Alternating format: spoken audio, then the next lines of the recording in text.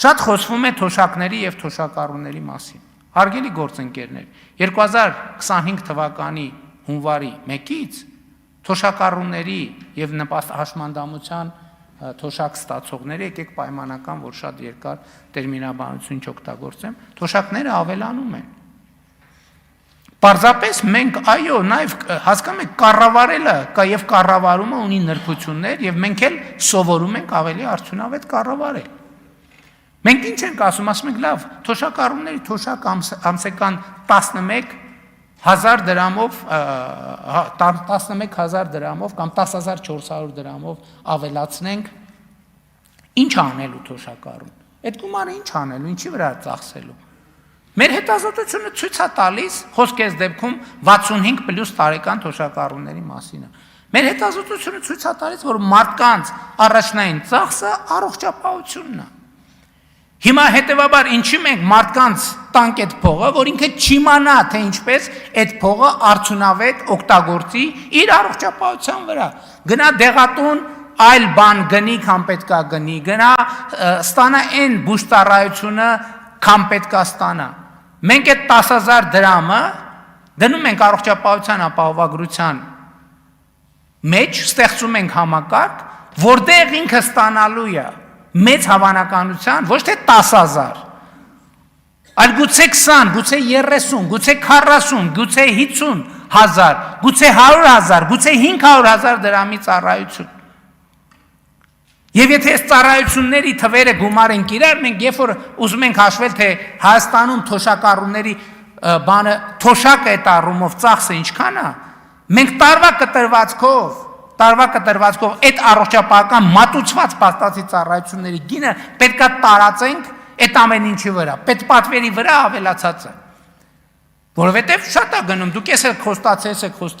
խոստացել, չեք արել, այն չեք արել։ Կներեք, մենք խոստացել ենք, որ առողջապահության ապահովագրություն լինելու է, բայց չենք խոստացել, որ թոշակառուն դրա համար չի վճարելու։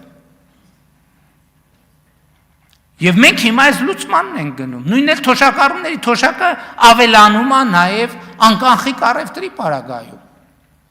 Եվս որոշակի տոկոս էլ այդտեղ է ավելանում։ Մի հատ էլ սրա վրա ավելանում է համընդհանուր, մենք անկանխիկ առևտրի դեպքում, որը արվում է արքա քարտերով, բոլոր քաղաքացիներին 2% հետ վճար ենք տալիս, թոշակառուներին պլյուս այս 2%-ն էլ մի հատ էլ այդտեղ է ավելանում թոշակառուներին։ Էլի եթե համեմատել ունենք, սիրում են խոսել համեմատելու մասին։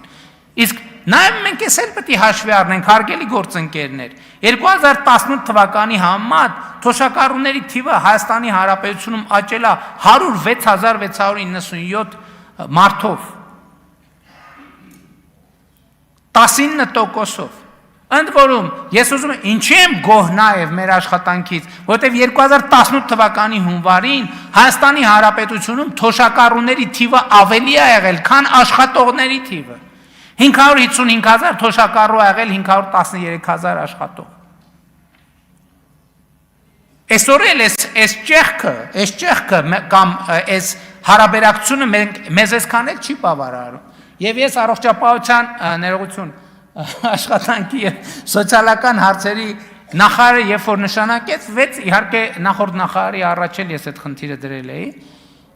Ես խնդիր եմ դրել, որ մեզ համար եւ դա նաեւ մեր նոր տնտեսական քաղաքականության հիմքերից պետք է լինի, թոշակառուների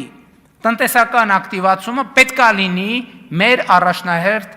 ծրագրերից մեկը։ Ես հիմա մի միտք եմ ուզում ասեմ, որով ես տարվել եմ վերջին ամիսներին, այդ թվում ուսումնասիրելով շատ հաջող բիզնես, միջազգային բիզնես բրենդների ծագման պատմությունը։ Հիմա մեզ մոտ ի՞նչն է անցալում, որ 63-ը թոշակի տարիք, հա? Հա, 63-ը թոշակի տարիք է։ Բայց ես ուզում եմ, ես առաջարկում եմ մի հատ ուրիշ վարժություն անենք։ Իսկ կարող է 63-ը փոքր եւ միջին բիզնես դնելու լավագույն տարիքն է։ Որովհետև ով ունի կյանքի եւ աշխատանքի ավելի մեծ գիտելիք, քան 63 տարեկանը։ Եվ ես արդեն հանձնարարական եմ տվել, որ մենք թոշակառուներին 63 եւ բարձր տարիքի անձանց աջակցության, տնտեսական աջակցության ծրագրեր ունենանք։ Որովհետև հարգելի գործընկերներ, 21-րդ դարում 63-ը ինչ տարիք է, ով կարա ասի։ 65-ը ինչ տարիք է, 70-ը ինչ տարիք է, 75-ը ինչ տարիք է։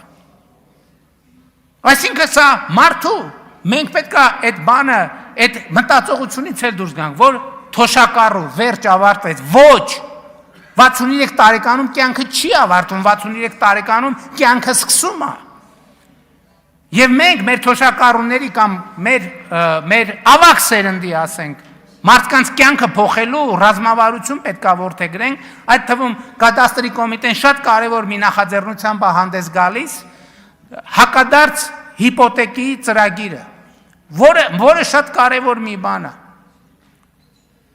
Մենք չենք ասում, հարգելի գործընկերներ, եկեք առերեսվենք, մենք տենց բաների մասին չենք խոսում։ Մենք մի հատ դրել ենք ազգային ավանդույթ ու մնացել ենք դրա այդ վերնագրի տակ։ 63 տարեկան մարդը, երբ որ մնում է 63 տարեկան մարդու համար, մենք պետք է ստեղծենք լիարժեք ինքնուրույն կյանք, լիարժեք ինքնուրույն կյանքով ապրելու հնարավորություն։ Որովհետև երբ որ մարդը տնտեսապես պասիվանում է եւ մնում է տանը, այդ իր համար է խնդրեմ։ Բայց իր ընտանիքի մնացած հատվածի համար էլ է խնդրեմ։ Այդ հա շատ լավ մենք տենց ասում ենք, ասում ենք, խոսում ենք, կենացենք, խմում եւ այլն, բայց մենք մեր խնդիրները պետքա տեսնենք։ Ինչի պետք է, այսինքն մեր կանխավարկածն ինչա, մարդը 63-ից մինչև 80 տարեկան պետք է տանը նստի։ Ոչ։ Մարդը այդ աշխատել այնքան գիտելիք է կուտակել, մենք պետք է պայմաններ ստեղծենք, որ ինքը այդ գիտելիքը, որը ասма տենց ասացված կա, չէ, ասма եթե երիտասարդությունը իմանար, եթե ծերությունը կարողանար։ Հիմա ծերությունը կարող է, որովհետև դա այլևս ծերություն չէ, այդ մի ժամանակ էր 63 տարեկանը ծերություն, 65 տարեկանը ծերություն, 70 տարեկանը ծերություն, 75 տարեկանը ծերություն, եթե մարդը առողջ է, իսկ կներեք, եթե մարդը առողջ չի, 29 տարեկանն էլ է ծերություն։ Եթե մարդը առողջություն չունի, ինչ տարբերություն, ինքը 29 տարեկան է, 39, 35, 42, 50 թե 55, ինչ տարբերություն։ Իսկ եթե մարդը միջին, էլ չեմ ասում, որ ժամանակակից աշխարհում տեխնիկան այնքան է զարգացել, բացարձակ առողջ մարդ չկա։ Գնում ես սկաների տակով անցնում, ոնց լինի մի հատ ինչ-որ մի բան կգտնվի։ Մենք պետք է մարդուն ասենք, չէ, դա ինչի ժողովուրդ ջան, ինչի որ վերջ ավարտվեց։ Ոչ, 63 տարեկանը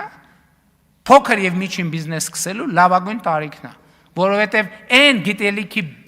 Պաշարը, որ կուտակվել է, որևէ մեկը չունի։